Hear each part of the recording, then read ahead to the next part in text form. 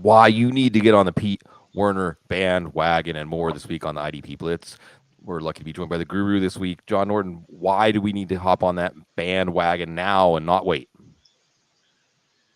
Well, I think this guy is a player that's definitely on the rise. Werner caught my eye a little bit last year, late in the season. He had some good games, was playing well. Watching him on the field, I thought he had big potential then.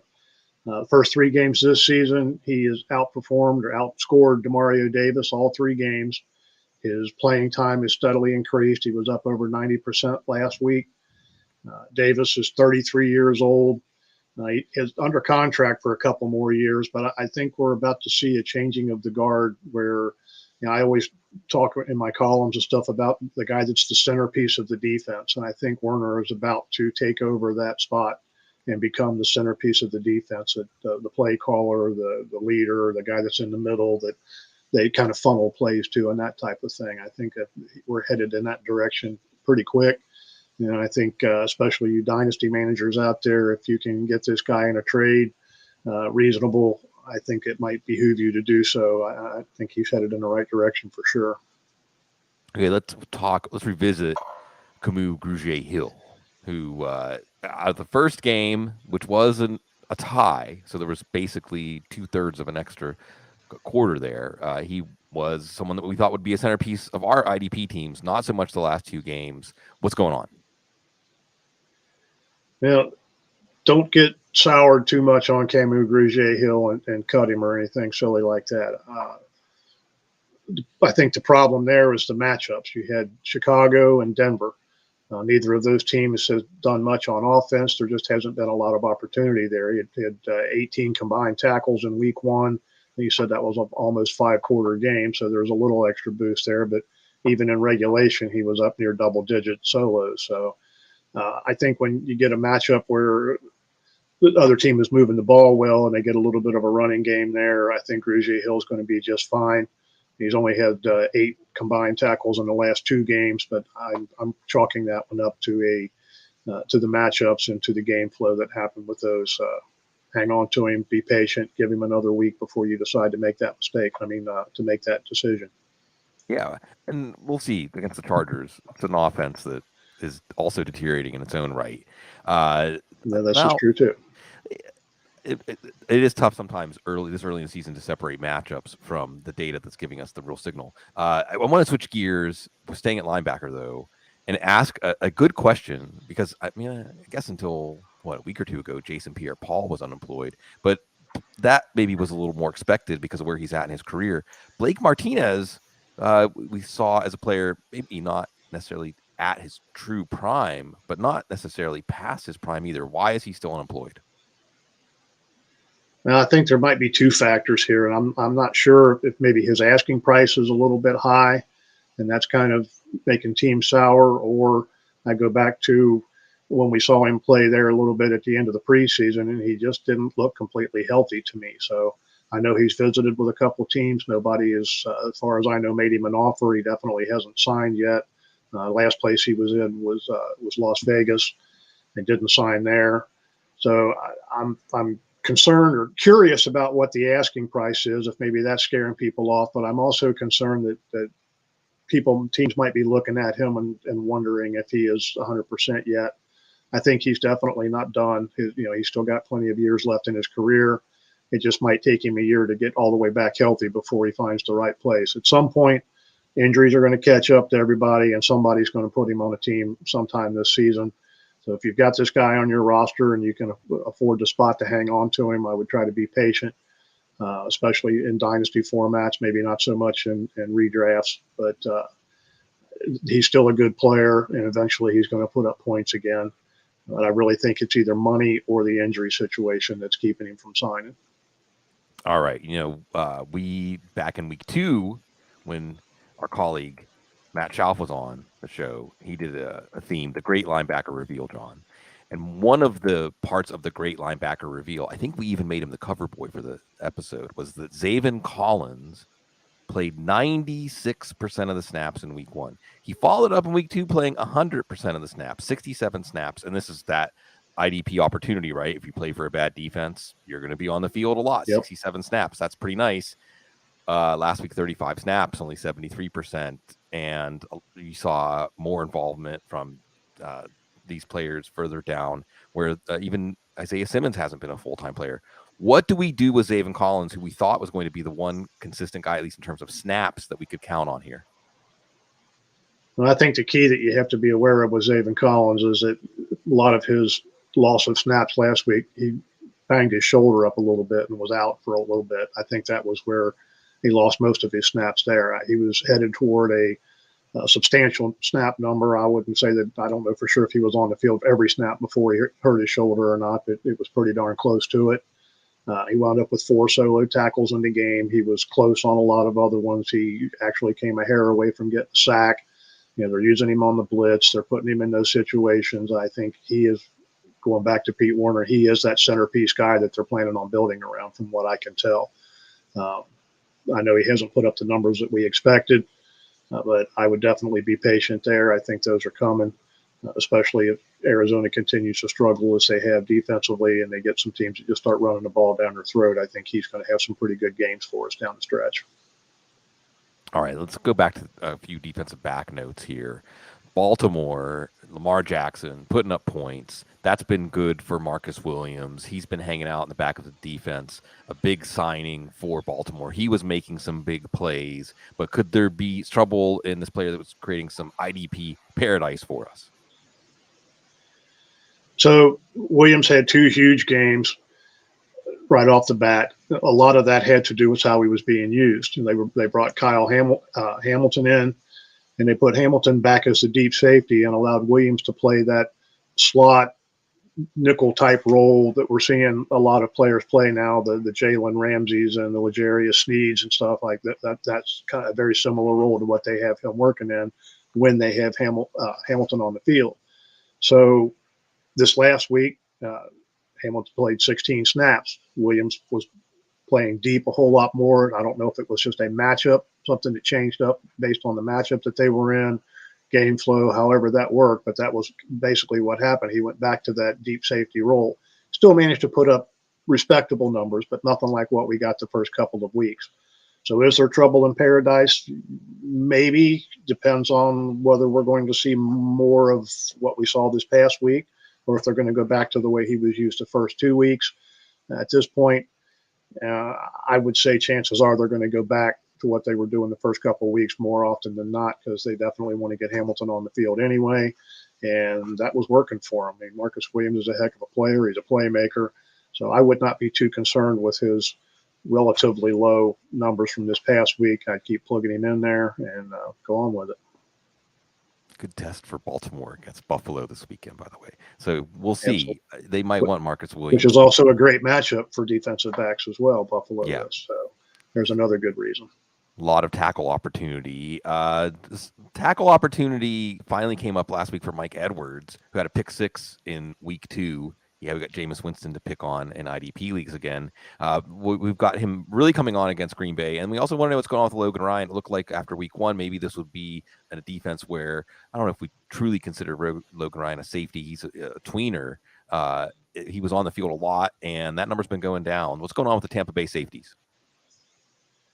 All right, so the Tampa Bay safety to have here is probably not either one of these guys. It's going to be Antoine Winfield for sure. So what's going on with Edwards? He did have the big game, 9 tackles, 4 assists.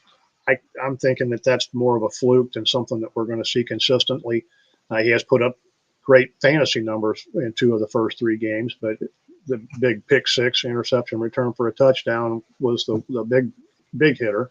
That game, he only had 3 solo tackles. I think he's got 4, or not 3 solos. He had 3 assists. Yes, yeah. I think he's got 4 solos and 4 assists for the season before week 3. So, I'm not sold that the 9-4 mark in week 3 is something that we're going to see continue.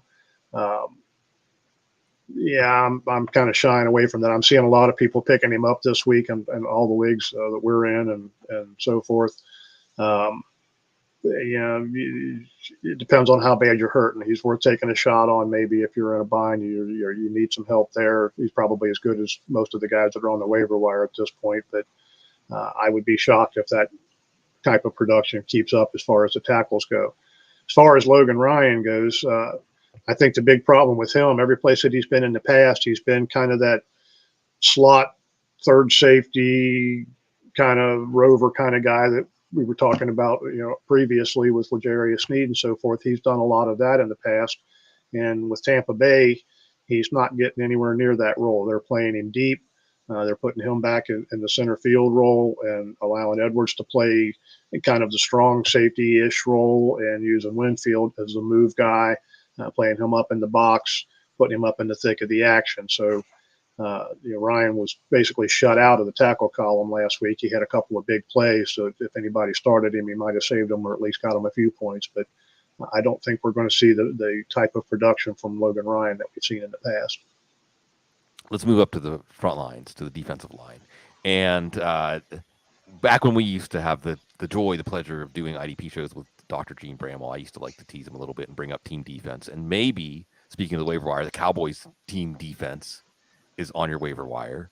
It's going to be involved in two takes here. You might want to pick them up because their pass rush is really good, and they're facing Carson Wentz. How can we take advantage of this in IDP leagues? We know that Micah Parsons is in our lineup. So what about the rest of the pass rushers for the Cowboys? So what I'm seeing here is I'm seeing pass rush is just feeding off of one another. Micah Parsons had two great games. We saw Dorrance Armstrong have a good game against Washington, a couple sacks, had another sack this past week. DeMarcus Lawrence blows up, 3 sacks. Parsons had a terrible week 3 because the offense basically game planned to keep him from beating them. They decided they were not going to let him get to the quarterback. They double teamed, they tripled, they chipped, they did everything in the world. But when you do that, you're allowing these other guys that are pretty darn good pass rushers to have a lot of single blocking. So the good news for Parson, for anybody that's a Parson manager,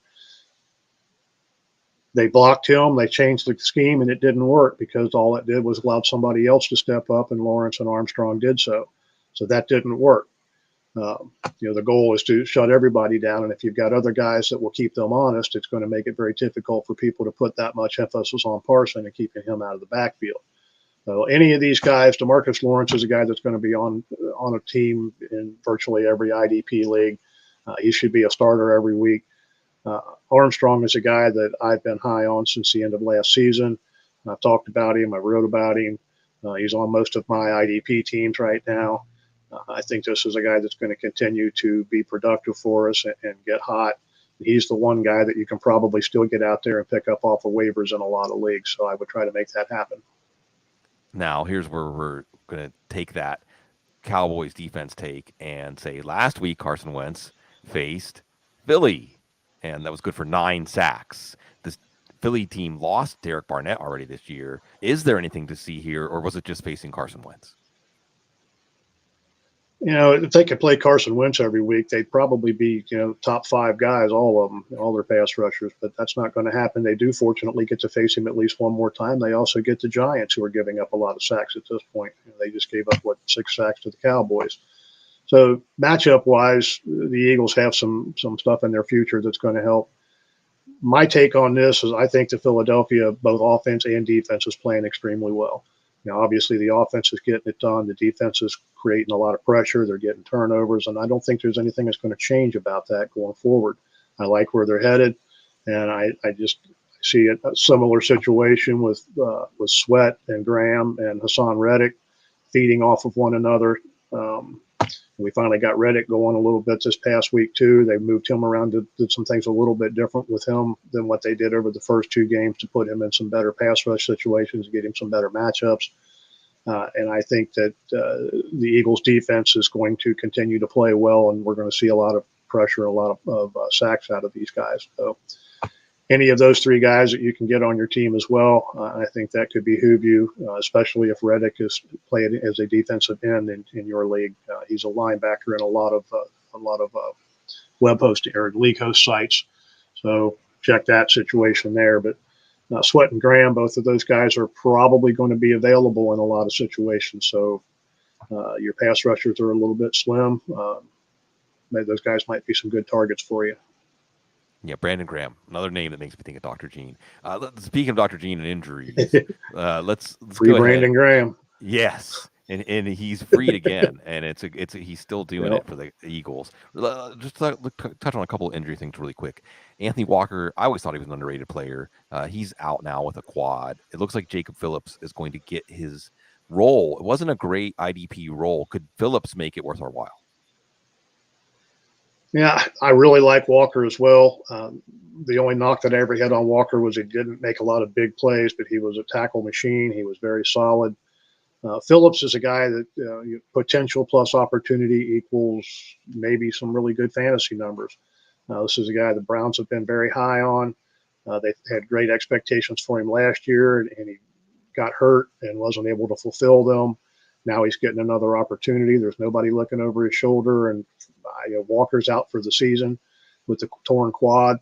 There's nobody that's going to potentially rob snaps from Phillips, so he should be a every down player or virtually every snap every week on a team that's quite frankly likely to struggle for a little bit. So I see some huge potential there. He hasn't really fulfilled that yet. He hasn't even had a real big game, not even a single big game in his time in the NFL so far. But opportunity does a lot of things. So we'll see how that goes. But I like him as a pickup this week. Somebody with a bright future if he can actually step into the role and be what Cleveland thought he was when they drafted him. One other note, injury waiver wire note, Quinnen Williams' little brother Quincy goes out with a high ankle sprain. Now we have Quan Alexander, who at one time was a player who was a slam dunk IDP asset. We also have Marcel Harris. Who is more likely to be worth the pickup this week? Well, I would have thought Quan Alexander would slide into that full-time role. He's been playing the two-down linebacker, but he's lining up on the weak side on early downs, so he's in a little bit more productive situation. So his numbers have been relatively good despite the two-down role. I expect when Williams went down that Alexander would move into that full-time role, and that's not what happened, at least this past week.